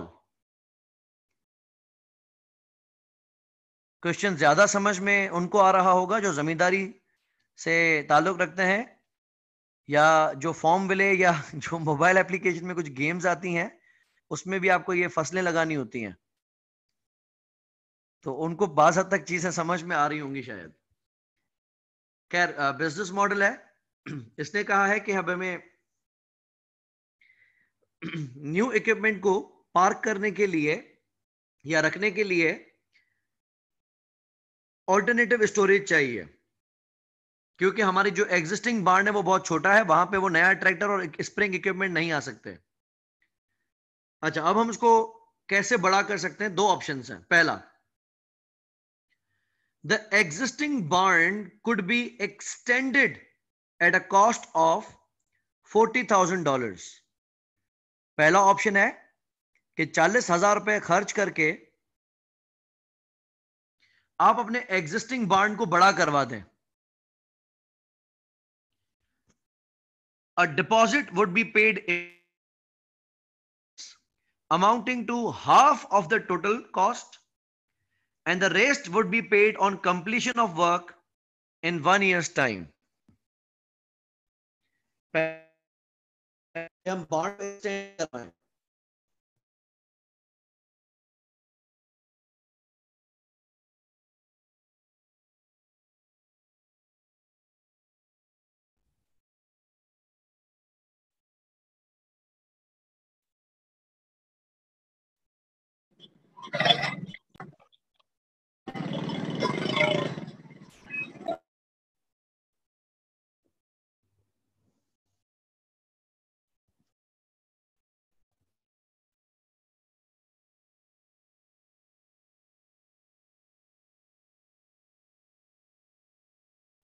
Okay, Ali कुछ पूछना चाह रहे हो?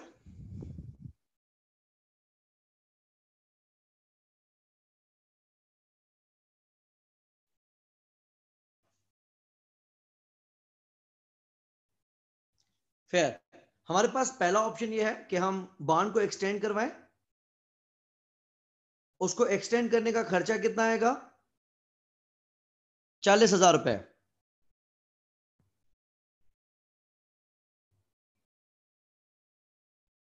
40,000 में से 20,000 आपको एडवांस में देने हैं और 20,000 काम को मुकम्मल करने पे। कहने को तो ये 40,000 हैं, लेकिन फाइनेंशियल मैनेजर की नजर से ये 40,000 नहीं है, क्योंकि जो 20,000 हम 1 साल के बाद देंगे उसमें 1 साल का किराया भी शामिल होगा। खैर, देखते हैं दूसरा ऑप्शन क्या है।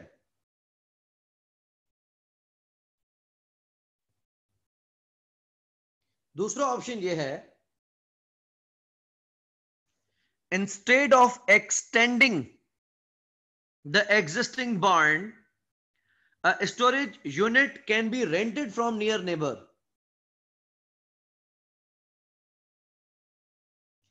The rental would be $8,500 for 5 years, payable in advance each year.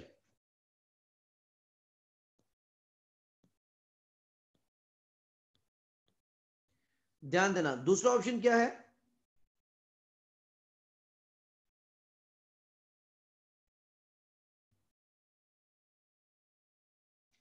कि हम इसको पड़ोस से रेंट पे ले लें। किराया कब देना है?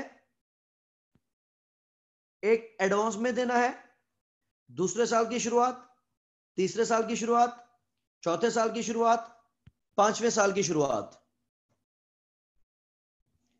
एडवांस में दे रहे हैं ना। रेंट कितना है?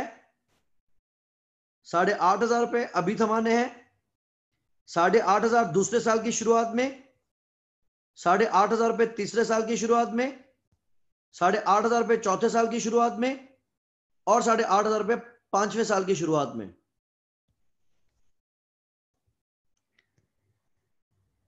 $8,500 मल्टीप्लाई बाय 5 कितना बनेगा?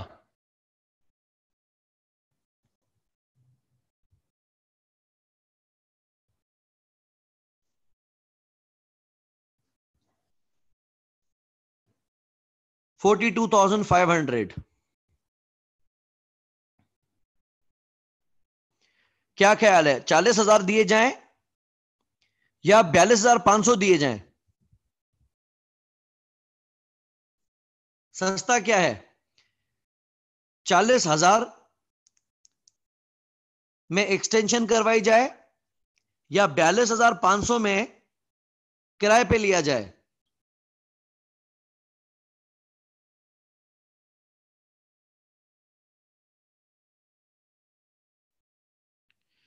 जी अली, मैं उस पे आ रहा हूं, बिल्कुल आ रहा हूं। अच्छा, अब देखें एक चीज। आप दूसरे साल के 20,000 को 20,000 क्यों मान रहे हैं? सॉरी, पहले साल के 20,000 को 20,000 क्यों मान रहे हैं? इसी तरीके से पहले साल के 8,500 के 8,500 होंगे, दूसरे साल के 8,500 के 8,500 होंगे। टाइम वैल्यू ऑफ मनी के हिसाब से पैसा जितना आगे जा रहा होगा उतना ज्यादा उसमें किराया लग रहा होगा। तो 40,000 आप कब दे रहे हैं? 20 अभी और 20 एक साल बाद। जबकि 42,500 आप कब दे रहे हैं? तड़पा तड़पा के 8,500 अभी, फिर एक साल बाद, फिर 2 साल बाद। तो 4 सालों में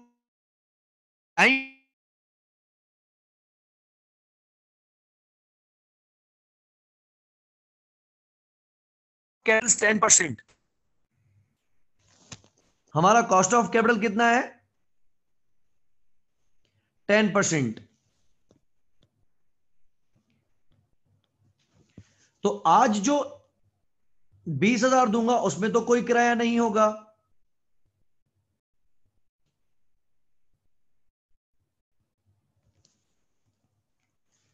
लेकिन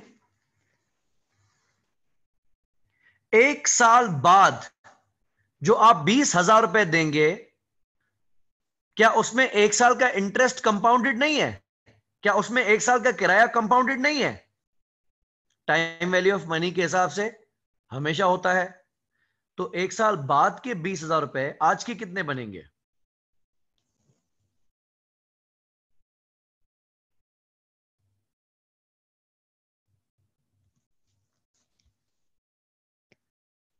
एक साल बाद के 20,000 रुपए में तो एक साल का किराया भी शामिल होगा। एक साल बाद के 20,000 रुपए में से अगर एक साल का किराया निकाला जाए तो प्रेजेंट वैल्यू क्या बनेगी?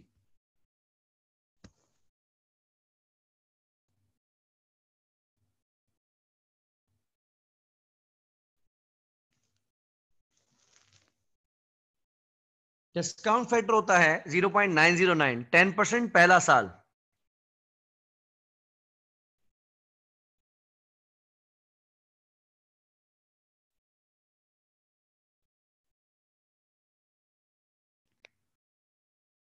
तो 20,000 को हमने मल्टीप्लाई किया 0.909 से, तो एक साल बाद के 20,000 रुपए आज के 18,180 रुपए हैं।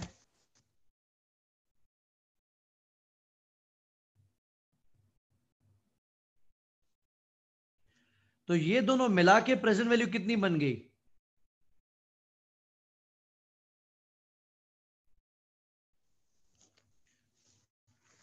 38,180 रुपए। तो making it very much clear कि मैं अगर 20,000 दे रहा हूं अभी और 20,000 दे रहा हूं एक साल के बाद, तो ये कुल मिला के 40,000 नहीं बने, ये बने 38,180 रुपए। इसी तरीके से किराए में पहला किराया 8,500 आप कब दे रहे हैं? आज। तो आज का 1 रुपया तो 1 रुपया है।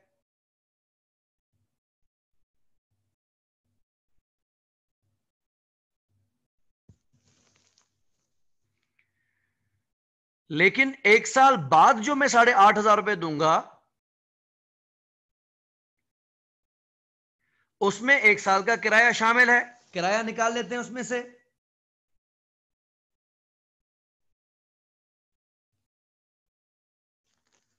तो एक साल बाद के 8,500 रुपए आज के कितने बनेंगे?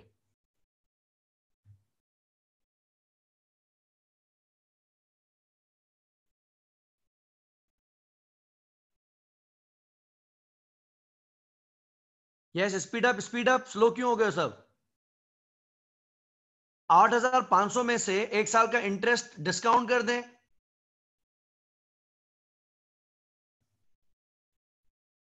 7726। बाकी बच्चे कहां है? Hurry up hurry up hurry up.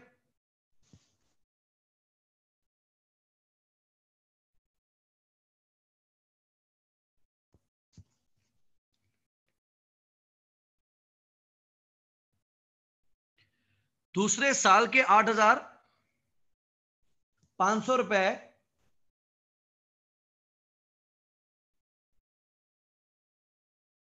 Discount rate है 0.826, तो इसमें से निकलेगा 2 सालों का डिस्काउंट। दूसरे साल के 8,500 आज के कितने बनेंगे?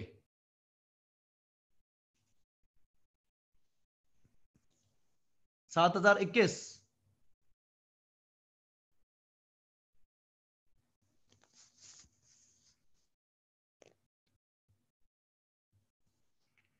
तीन साल बाद आप देंगे 8,500,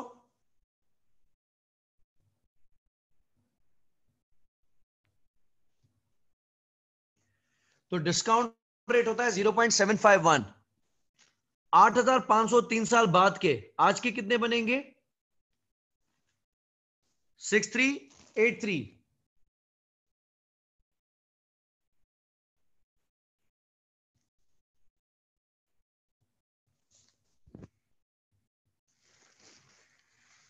चौथे साल का 1 रुपया 10% के हिसाब से बनता है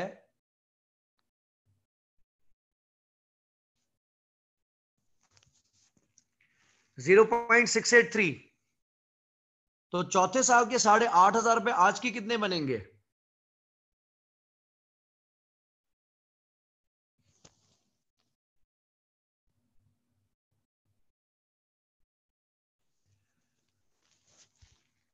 $5805।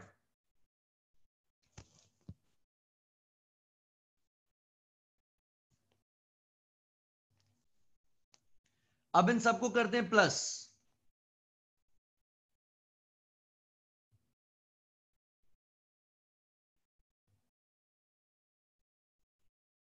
कि प्रेजेंट वैल्यू आज के हिसाब से ये क्या पेमेंट बन रही है? एक्सटेंड करवाना आज के हिसाब से 38,180 रुपए का पड़ रहा है, और किराया आज के हिसाब से 35,437 का पड़ रहा है, 35,000।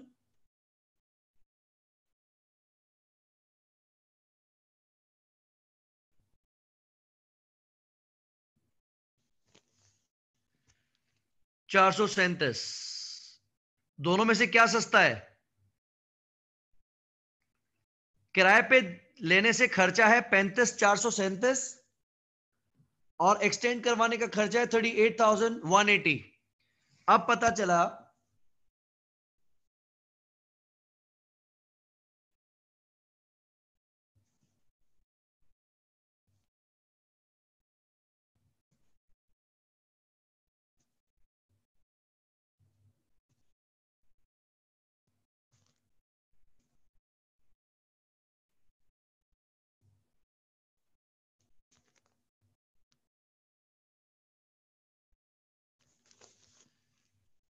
कि बॉन्ड को किराए पे लेना ज्यादा फाइनेंशियली फीजिबल है।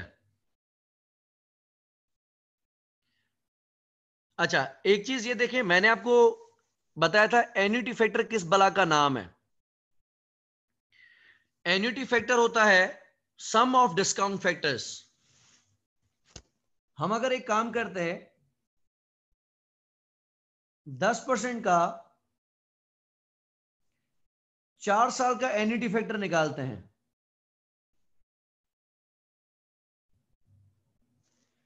4 मतलब ईयर 1 2 3 4।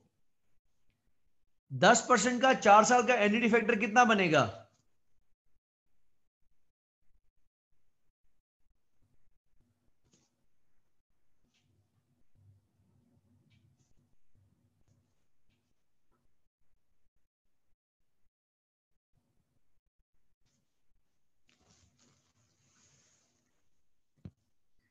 वेरीफाई करें। 10% का 4 साल का एन्युटी फैक्टर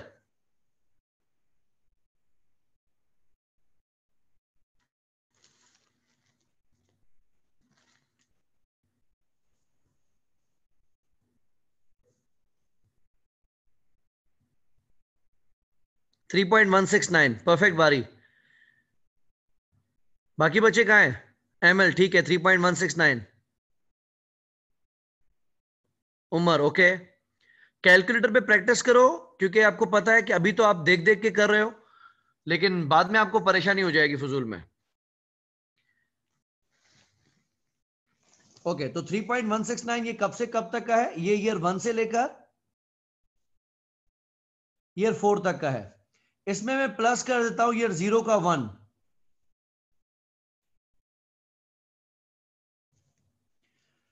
तो टोटल एन्युटी फैक्टर बन गया 4.170। ये बन गया ईयर 1 से लेकर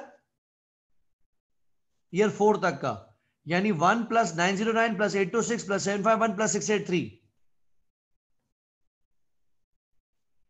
4.170 हमारा एन्युटी फैक्टर है, और किराया हर साल कितना है? 8,500। तो 8,500 को अगर हम एन्युटी फैक्टर से मल्टीप्लाई करें 4.170 से, तो आंसर क्या बनेगा? 35,445।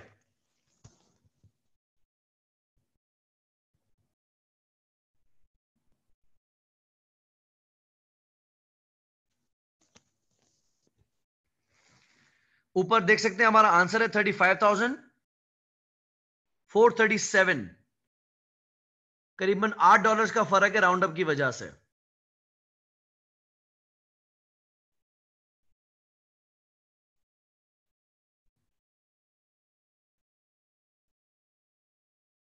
ठीक है, किसी को कोई इश्यू नहीं है यहां तक?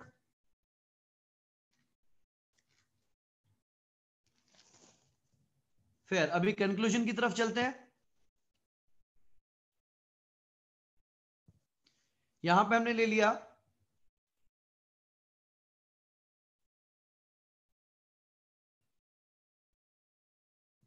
बार्न स्टोरेज, और हमें सस्ता ऑप्शन क्या पड़ा?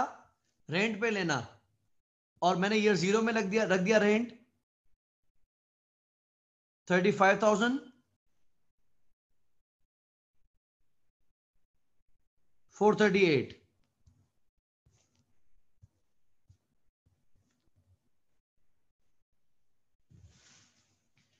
अब आप करेंगे इन सबको प्लस प्लस प्लस माइनस जो भी चाहिए।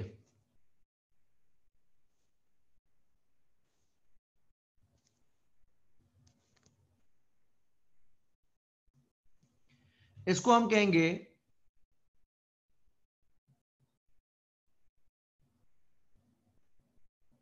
Net cash flows.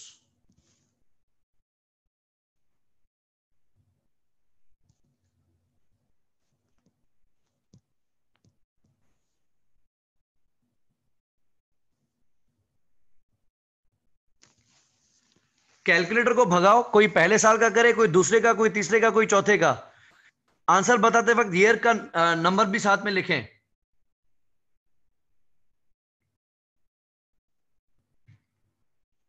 उमर आपने मुझे बताया 1,14,438, ये ईयर 0 का है।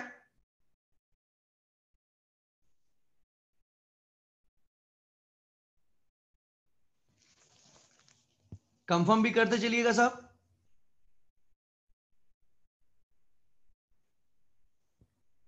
$1,14,438।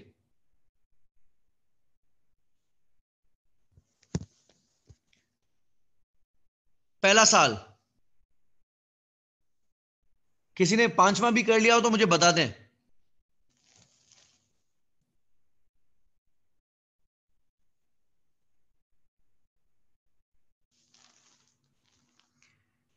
$317,925।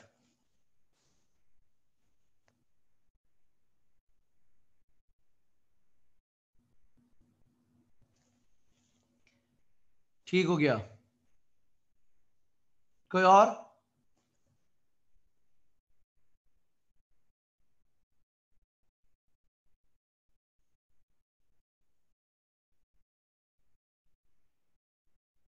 $317,355 आखिरी साल का।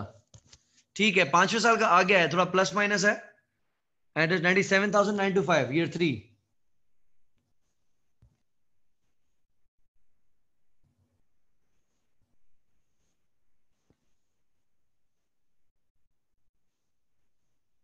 Year 1 94,000 outflow,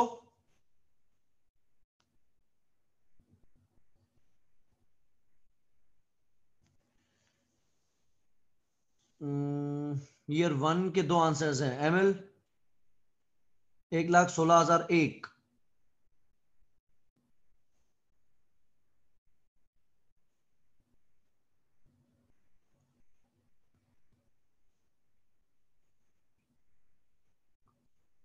correct. 1,16,000 मुझे ज्यादा सही लग रहा है। मोहम्मद उमर,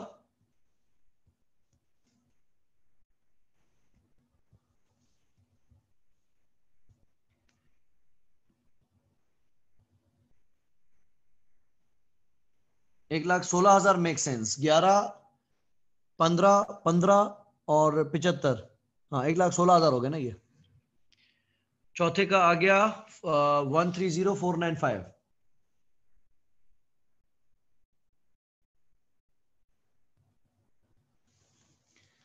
ठीक है, दूसरा साल रह गया। चौथे साल की अलग अलग फिगर्स हैं। 130 है एंड 108 है। 39,500। एक बार रिकंसाइल करते जाना, क्या हो रहा है। यासीन, आपने तीसरे साल की एक नई फिगर बता दी है, 1,61,000।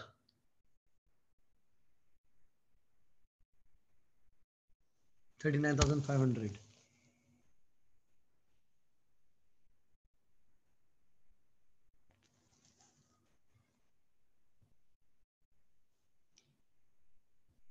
ईयर 2 की यासीन इतनी ऊपर नहीं जाएगी। 11, 15, 13, 500 कुछ भी नहीं। हाँ हाँ, 39,500 सही है।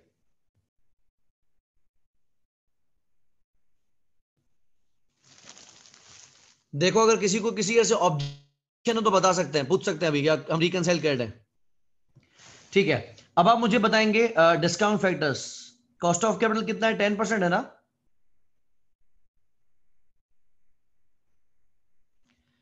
तो आज का 1 रुपया 1 रुपया है। डिस्काउंट फैक्टर कैलकुलेट करने का तरीका मैंने आपको क्या बताया था? कैलकुलेटर पे प्रेस करें 1, प्रेस कर दें इक्वल, डिवाइड का बटन दबाएं, 1.1 टाइप करें, डन का मैसेज करें।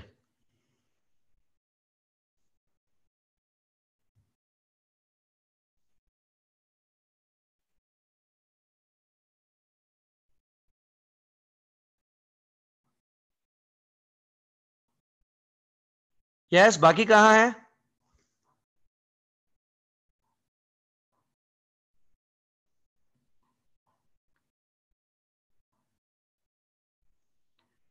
One equal divide 1.1। ठीक है, पहली बार इक्वल प्रेस करो, आंसर बताओ। 3 डिजिट्स में, 3 डिजिट्स में rounded up, 0.909।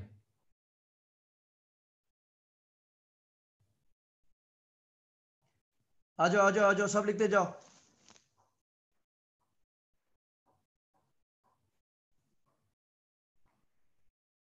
Okay, equal again, दूसरा साल।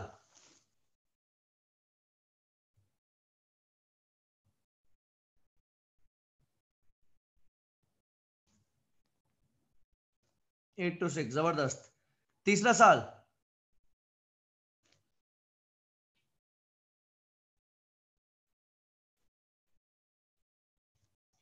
ठीक है, बेहतरीन, 0.7513।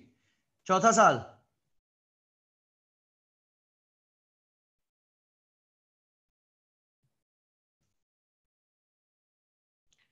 ठीक है, आखिरी साल,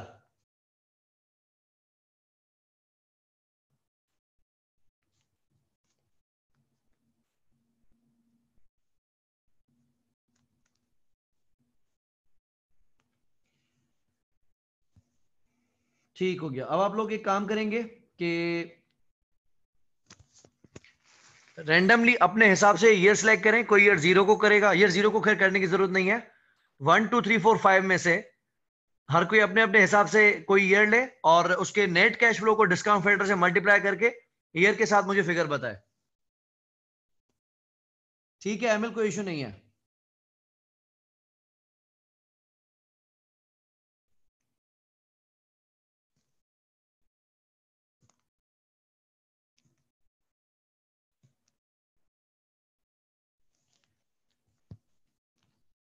पांचवा आ गया 230965, 230965, ठीक है। उसके बाद आया है, अरे भाई पांचवे के दो आंसर्स हैं, पांचवे के एक दो तीन आंसर्स हैं। बारी आप अपनी फिगर कैलकुलेट करें प्लीज। आपके पास मिस्टेक है एमएल। हम नेक्स्ट क्लास में टेस्ट करेंगे, इनफैक्ट नेक्स्ट क्लास में नहीं, मैं आपको एक टेस्ट फॉरवर्ड करूंगा, वो आप लोगों ने करना है। तो नेक्स्ट क्लास में हम टेस्ट करेंगे इसी का, टाइम वैल्यू ऑफ मनी का।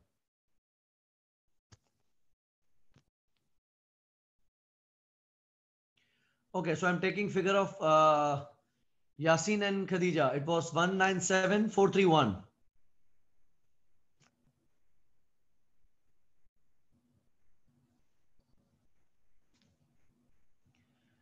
ठीक हो गया। उसके बाद आ गया ईयर 1, 105,444।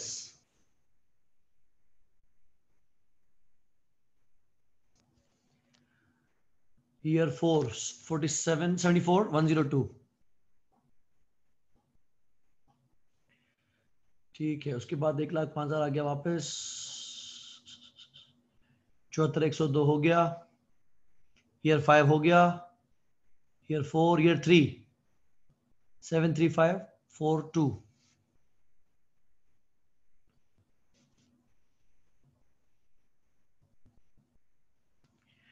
ठीक है, आखिरी साल रह गया ईयर 2।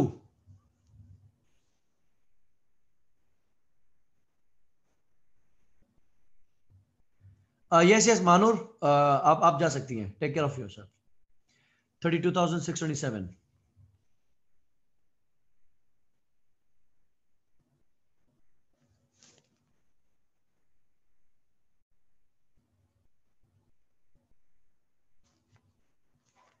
ये आ गया हमारे पास डिस्काउंटेड कैश फ्लोज। अब आप इन सबको प्लस माइनस करेंगे and you'll get the figure that is net present value.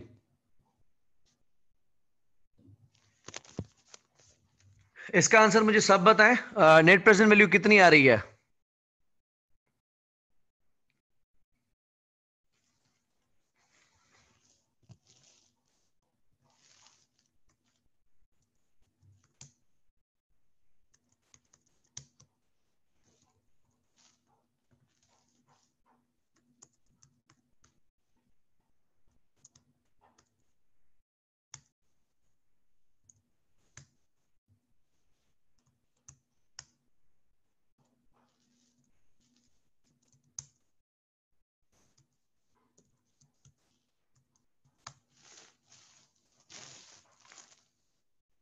$96,802। और प्लीज, मेरे पास 91,820 आ रहा है।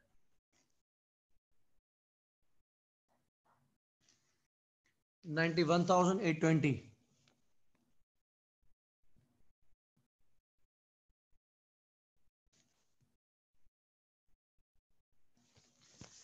And it is positive.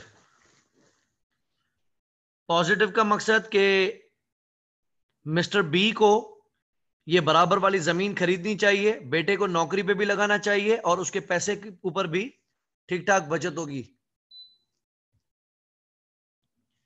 Positive NPV है, मतलब 10% से ज्यादा ही रिटर्न कमाएगा।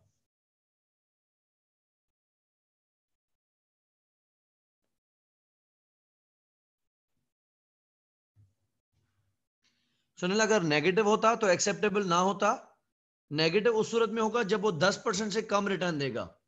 देखिए हमने इन कैश फ्लोस में से जो किराया काटा है वो 10% का किराया काटा है। 10% का किराया काटने के बाद भी 91,820 रुपए ज्यादा ही हैं। तो इसका मकसद 10% आपको रिटर्न भी मिल रहा है और उसके भी अलावा 91,820 आपको मिल रहे हैं। तो जमीन को खरीदना फायदे में है। अगर नेगेटिव होता, इसका मकसद वो 10% किराया भी नहीं निकाल सकता। तो अगर आपको 10% रिटर्न ना मिले तो ऐसी इन्वेस्टमेंट का फायदा ही क्या।